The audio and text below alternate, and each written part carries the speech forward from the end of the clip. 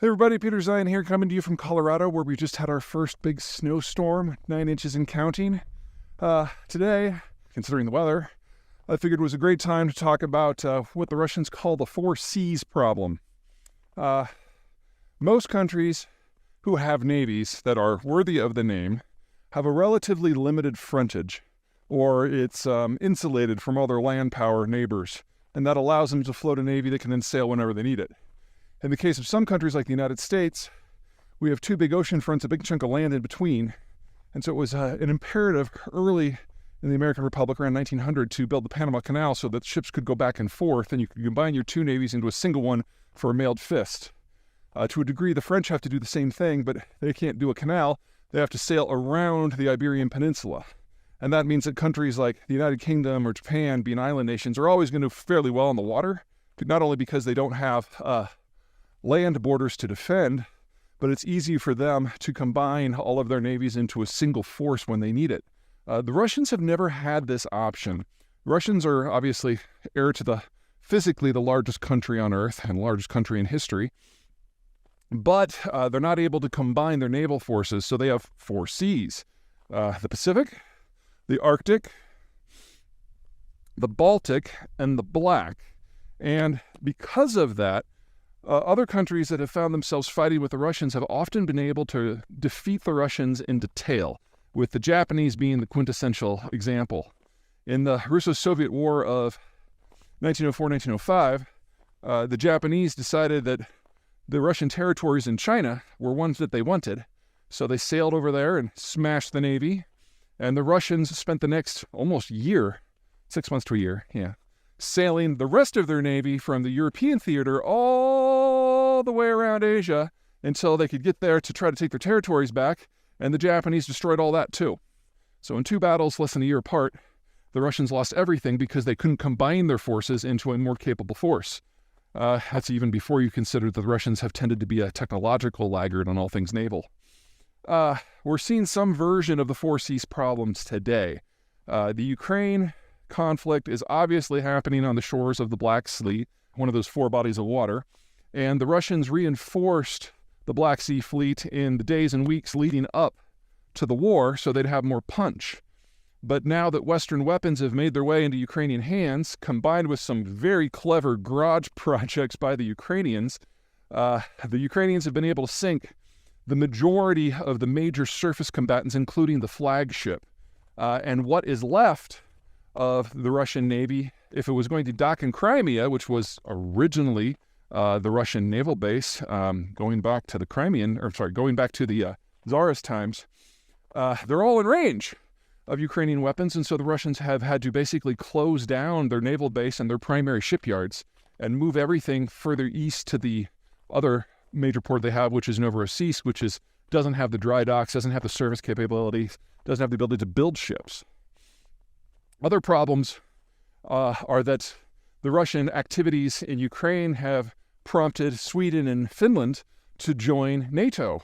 Now, Sweden and Finland control the majority of the sea frontage on the Baltic Sea, with the second largest chunk of territory in the Baltic Sea controlled by countries that were already in NATO. And so now that Finland is in and Sweden's going to be in a matter of weeks, the Russians will basically have this tiny little chunk of territory in a place called Kaliningrad, and the frontage that's in the general vicinity of St. Petersburg, and that's it. So less than 5% of the frontage. And in order to get out to the open sea, they have to sail by, let's see, 1, 2, 3, 4, 5, 6, 7, 8, 9, let's call it 9 NATO countries, and then you're in the North Sea, which is also a NATO lake. So basically everything that's in the Baltic Sea now is written off. It's a loss. And that just leaves the fleets that are in the Arctic Ocean, which have been depleted because they sent ships onto the Black Sea, and then off in the Pacific, which are way off by themselves.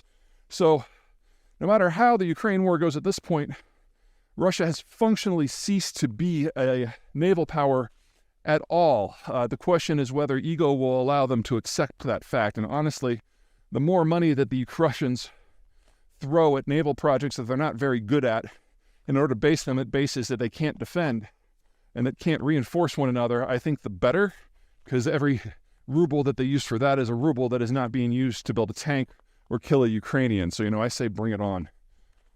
Anyway, what this means is we're looking at this entire space, seeing a change in military statistics and military strategy, because the Russians today are one of the countries on the planet that is most dependent upon naval shipments for their economy.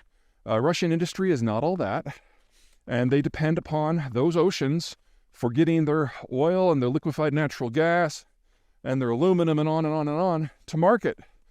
And they've now found themselves in a position where they are utterly incapable of projecting power on the seas in a local basis, much less a regional or a national one.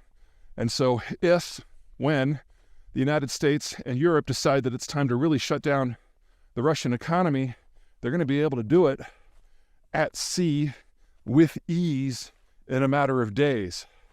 So we're only in the early stages of this war, not simply from a military point of view, but from an economic point of view too. And it's time to start preparing for what comes next, and that is a world without any Russian commodity exports. Okay, hey everybody, Peter Zeihan here, coming to you from northern Indiana at the NIPSCO coal power plant. That is not a nuclear cooling tower, it's just a coal cooling tower. This power plant is on schedule to be decommissioned around 2025 and then replaced with wind and solar. But I don't know how many of you guys have been to northern Indiana, but this is neither a windy nor sunny area. More to the point, if things go with the Chinese and to a lesser degree the Europeans in the direction that I think it's going to, and if the Americans decide they still want stuff, the industrialization wave that's coming here is going to be unlike anything we've seen before. And it'll be a lot faster than what we did in World War II. But it also means that we need to generate a lot more electricity wherever that comes from, because manufacturing takes more power than services, and doing the processing for things like lithium and steel and the rest takes a lot more power than it does for normal manufacturing.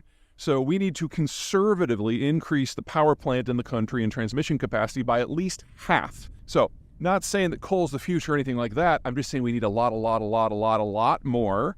And that assumes we don't do the green transition, because if we electrify transport, then we need to double. Hey everybody, Peter Zeihan here, coming to you from Savannah, one of my favorite cities in North America.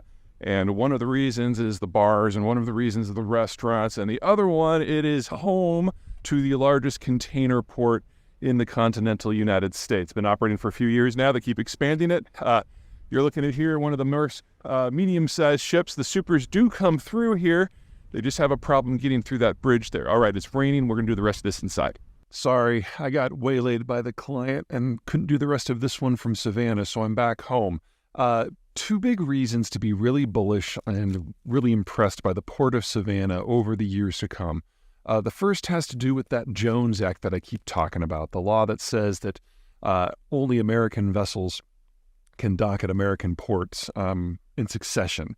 So, for example, if you're in a cargo vessel and you're delivering things to the Chinese coast, the same vessel will go point. But if that same vessel, let's say it's Japanese, was to come to the U.S. West Coast and it stopped in Seattle, it would then have to go back to Vancouver before it could go to San Francisco, then would have to go back to Vancouver before it could go to San Diego. As a result, the push for ports is to get bigger and bigger and bigger in order to take these big foreign vessels, and it's crowded out all the smaller American ones. Because the infrastructure required to do that requires a large chunk of land, and most American cities don't have a lot of port capacity. Instead, what you get are shuttle ships, where you'll take a big vessel into a place like Kingston, Jamaica, and the cargo will be relocated onto a lot of, again, foreign vessels that will then go directly to Miami or go directly to Charleston or go directly to New York. And as a result, the Jones Law has just completely hollowed out the American maritime space.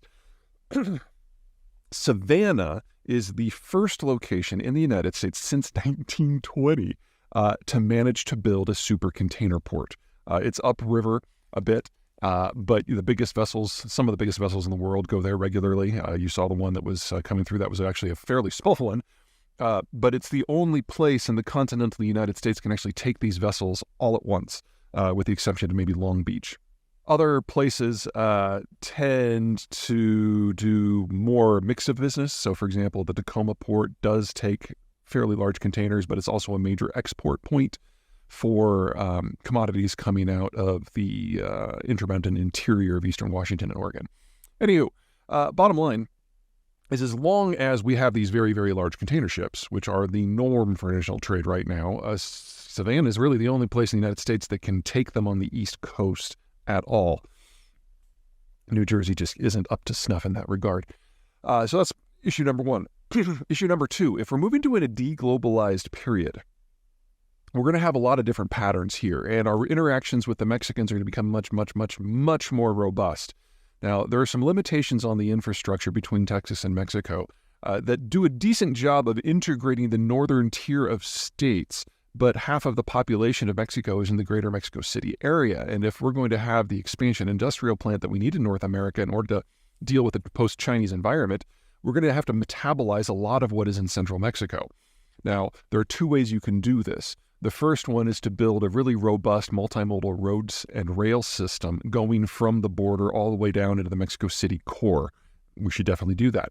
The second one is to turn Veracruz once again into a very, very large port so that product from Mexican City core can go down to Veracruz, get on a vessel, and then come up to the United States. Now, you can do that in one of two ways as well. You can use small shuttle tankers that go to places like Houston or New Orleans or Miami. Or if you're more interested in the Eastern Seaboard, you just put it on a mega ship and you put it in Savannah. So it doesn't really matter which path we're on here or how smart or how dumb we are in taking advantage of the changing world around us. Savannah's got the hardware in place for really any